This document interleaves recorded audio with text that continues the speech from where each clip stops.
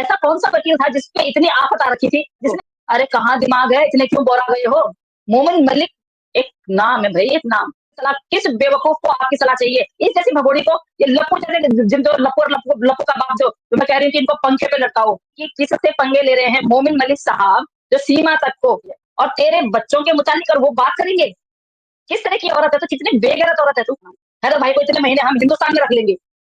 Shame on you mister AP Singh, shame on you. Court भी तो आपसे ये पूछेगा कि ये शादी कैसे हुई भाई, पहले क्या थे, कि धर्म परिवर्तन करवाने की नौबत क्यों आई, क्यों करवा रही हैं? इनसे अगर शादी कर रही हैं तो पहली वाली शादी से फारिग हो गई हैं। अस्सलामुअलैकुम मेरे दोस्तों भगोड़ी के ऊपर बहुत बड़ा मुकदमा हो गया।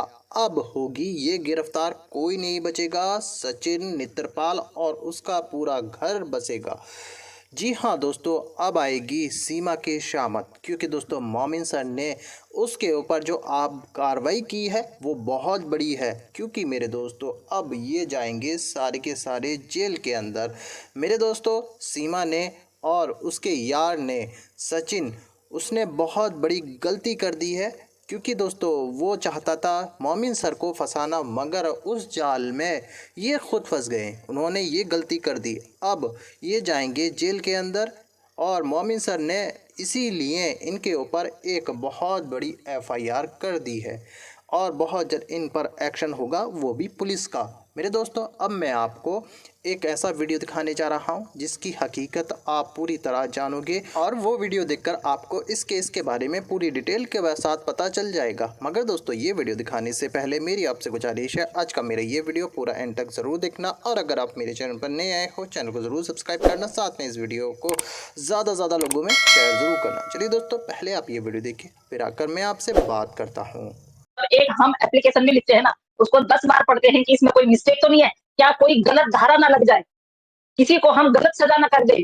अगर ये इसका जो एफिडेविट जो जिसने जिसने भी वट एवर जिसने भी भरा है, चाहे वो भैया सो कॉल भैया जी ने भरा है या किसने ऐसा कौन सा वकील था जिसपे इतनी आफत आ रखी थी, जिसने उसको सिटीजनशिप दे दी यहाँ पे और यहाँ का सिटीजन बना दिया? ये बात हुई। दूसरा, क्या उस बंदे ने वो पढ़ा नहीं? फिर उसके बाद इमीडिएट तो आपको पता है कंप्लेंट होती नहीं है, फिर वो उसको लेके घर आए होंगे। भैया को क्या इसने फोटोकॉपी नहीं भेजी होगी, या इसने क्लिक करके भाई को नहीं भेजी होगी कि ये लिखवाया गया है, या भाई ने उस व्यक्ति से संपर्क नहीं किया होगा कि ऐसे ऐसे लिखना है, क्योंकि भाई के इशारे पे हो रहा है, क्योंकि शोक और बहन को यहाँ पे सिटीजनशिप दिलानी है जेल में जाने के बाद। तो क्या भाई से उस व्यक्ति का संपर्क नहीं हुआ होगा जिसने वो एप्लीकेशन लिखा, जिसने वो इतनी सारी चीजें जो लिखी? तो क्या भाई ने नहीं पढ़ा होगा? भाई को इतना विश्वास है, मतलब भाई सोच रहे थे सब मेरी तरह ही है, मतलब ये नहीं कि किससे पंगे ले रहे हैं। मोमिन मलिक साहब जो सीमा तक को आज तक हम भगोड़ी बोलते हैं, उसको भगोड़ी तक नहीं बोला है। लप्पू को हम लप्पू बोलते हैं, वो सचिन, और लोग जब उसके सचिन के आगे जब लप्पू भी लिखते हैं तो LAPPU करते हैं। हम तो कई बार चिढ़ाते भी हैं सर को कमेंट करके, सर लप्पू बोल रहे हो ना आप, ये स्पेलिंग क्यों कर रहे हो, स्पेल क्यों कर रहे हो इसको? तो आप बच्चों की बात कर रहे हैं, जिन बच्चों की सिक्योरिटी के लिए एक बाप ने उन पर भरोसा कर रखा है। अरे क्या है तुम, मतलब कहाँ के कहाँ रुकने जा रहे हो? एक बार पहले भी आपने यही किया था कि मोमिन मलिक साहब मुझे गाली गलौज करते हैं। सीमा, मोमिन मलिक साहब की हर वीडियो पड़ी हुई है। सीमा क्या भगोड़ी है तू, भगोड़ी सारी की सारी वीडियो वहां पड़ी हुई है, और तेरे बच्चों के मुतालिक और वो बात करेंगे। किस तरह की औरत है तू? कितनी बेगैरत औरत है तू? जो व्यक्ति, जो इंसान तेरे बच्चों के लिए यहाँ पे हिंदुस्तान में रह के उनके लिए फाइट कर रहे हैं कि वो सुरक्षित अपने मुल्क चले जाए, वो तेरे बच्चों को गाली देंगे? वाकई में कैसे साबित करोगे? तो मुझे ये समझ में नहीं आ रहा कि तुम साबित कैसे करोगे। मोमिन मलिक साहब पे तुमने पहले भी केस किया, उसमें क्या किया तुमने? यहाँ पे तुमने एफिडेविट में लिख दिया कि ये मैं भारत की सिटीजन हूँ। पहले वाले में लिख दिया तुमने कि 30 तारीख इनकी शादी हुई, फरवरी 30 तारीख को। अरे कहाँ दिमाग है, इतने क्यों बोरा गए हो? मोमिन मलिक एक नाम है भाई, एक नाम। अगर तुम मोमिन मलिक नाम देख के इतने घबरा गए हो तो क्यों ये छिछोरापन दिखा रहे हो? क्यों छिछोरापन दिखा रहे हो भैया जी? आपने नहीं पढ़ी क्या? आपने वो एफिडेविट नहीं पढ़ा क्या? या फिर बहन बस जब तक बहन नाच रही थी पैसे कमा, जब तक लाख रुपए मिलता था तब तक, अब लाख रुपए की कमाई बंद हो गई तो अब जो मर्जी जैसा मर्जी करवा लो काम। अरे बहन बोला है तो वो रिश्ता निभाओ, शर्म करो। एपी सिंह जी आपके लिए बोल रही हूँ, जिस बहन की कमाई, जिस बहन के ठुमके की कमाई खाई है ना, उस बहन के ठुमके की लाज रखो। और इस तरह से झूठे केस करवा के क्या साबित करवाना चाहते हो? कितने दिन डिले करवाओगे? कितने दिन? आप ये बताइए कितने दिन डिले करवाना चाहते हैं? आप जाके मोमिन मलिक साहब से बोल दीजिए कि इतने महीने मेरे को डिले करवाना है, बस इतने महीने के बाद तुम केस चलवाना है, तो भाई को इतने महीने हम हिंदुस्तान में रख लेंगे। उसके बाद क्या होगा? आप ये बताइए, आप सुप्रीम कोर्ट के वकील हैं, आप उसके बाद ये बताइए उसके बाद क्या होगा फिर? हार निश्चित है ना आपकी?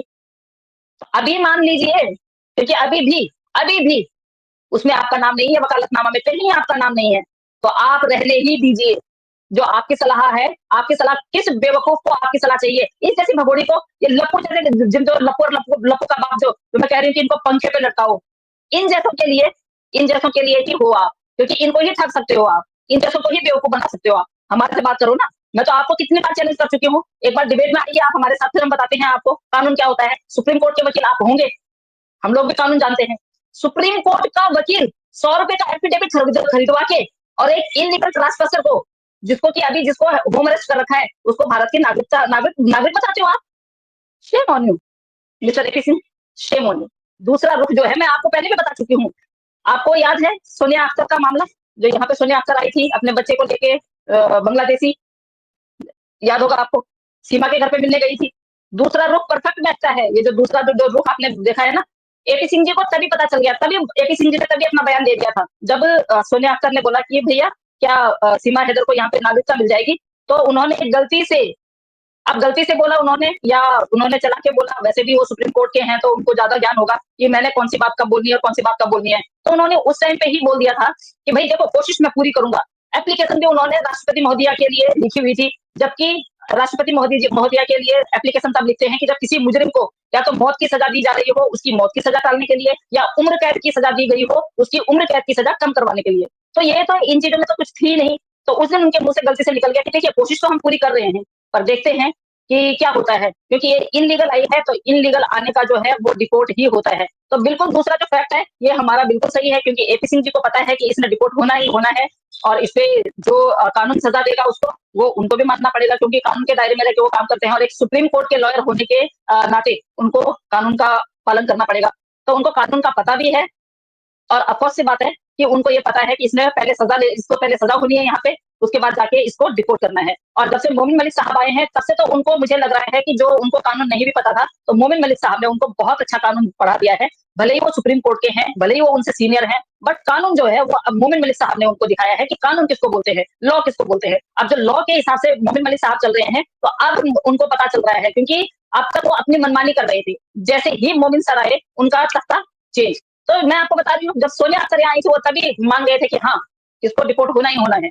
तो दूसरा वाला जो हमारा जो देखने का हमारा जो रुख है, दूसरा वाला डेफिनेटली आपने जो देखा है यही सत्य है, जानबूझ के करा जा रहा है कि ताकि ये और गहराई तक फंसे, उसके बाद मैं इस पल्ला झाड़ दूं। सबसे पहले तो उनका वो कहाँ है, डाइवोर्स पेपर कहाँ है। 7 फेरे, अग्नि के 7 फेरे वो तभी ले पाएगी ना दूसरे के साथ में लीगली। और ठीक है चलो कोई बात नहीं, उसको भी मैं दरकिनार करती हूँ कि रजिस्टर वो जाके 1 साल बाद करवा लें, बच्चे होने के बाद करवा लें, उसके लिए चलो हम भी एडिट करते हैं। लेकिन पहले वो पहली शादी से क्या वो फारिग हो चुकी हैं? क्या पहली शादी से उन्होंने आपको वो दिखाया है कि ये मेरा सर्टिफिकेट है? या उन्होंने अपना धर्म परिवर्तन का जो 6 महीने पहले पहले डीएम साहब को लिख के देना पड़ता है और 6 महीने पहले अखबार में निकालना पड़ता है कि ये फला-फला इंसान जो है वो धर्म परिवर्तन करने करने लग पड़ा है, तो क्या भई आप लोगों की क्या हुआ है? ये नहीं है यहाँ पे कि आए और आप किसी भी धर्म में हैं और अभी किसी की भी ब्याहता है आप और इनलीगल आप शादी कर लेंगे। इनलीगल शादी करने के बाद आपको कोर्ट भी तो आपसे ये पूछेगा कि ये शादी कैसे हुई भई? पहले क्या थे? कोर्ट भी यही पूछता है कि पहले कहाँ थे? पहले कैसे थे? पहले की शादी को क्यों छोड़ा? उसके डॉक्यूमेंट्स दिखाओ। ये सारी बातें सब जो है ना सारे कोर्ट में आ जाएँगी भाई। अग्नि के 7 फेरे आप नहीं 14 फेरे लो, लेकिन पहले की शादी से फारिग हुए नहीं हुए ये महत्वपूर्ण बात है। ये आप याद रखिएगा हमेशा। ये हिंदू रीति-रिवाज से जो शादी होगी और उसके लिए अगर धर्म परिवर्तन किया हुआ है, धर्म परिवर्तन करने के बाद जो ये सर्टिफिकेट दिखाएँगे, उसके उसके बाद जाके ये शादी, ये जो 7 फेरे लेंगे, जाके कोई बात नहीं है, आपने धर्म परिवर्तन करवा लिया, आप करवा सकती हैं, आप ओवर एज हैं, आप एडल्ट हैं, आप करवा सकती हैं। लेकिन उसके लिए भी आपको अदालत का सामना करना पड़ेगा पहले कि धर्म परिवर्तन करवाने की नौबत क्यों आई? क्यों करवा रही हैं? इनसे अगर शादी कर रही हैं तो पहली वाली शादी से फारिग हो गई हैं, पहली वाली शादी से फारिग हो गई हैं तो उसके डॉक्यूमेंट्स दिखाइए। बहुत सारे इश्यूज आते हैं भाई। ऐसे ही 7 फेरे नहीं लिए जाते जैसे इन्होंने लिए। ये तो सुप्रीम कोर्ट के वकील थे तब जाके भाई वो तो अपना माइंड चलाते हैं। उन्होंने तो ये भी बोला था कि चलो अगर इनकी शादी नहीं हुई, जब हम लोगों ने सोशल मीडिया पे चिल्ला-चिल्ला के बोला कि ये शादी किसी भी कीमत में ये मान्य है ही नहीं हिंदू रीति-रिवाज से, तो फिर भैया जी ने ऐसे क्यों बोला? उन्होंने एप्लीकेशन क्यों डाला कि इनको रिलेशनशिप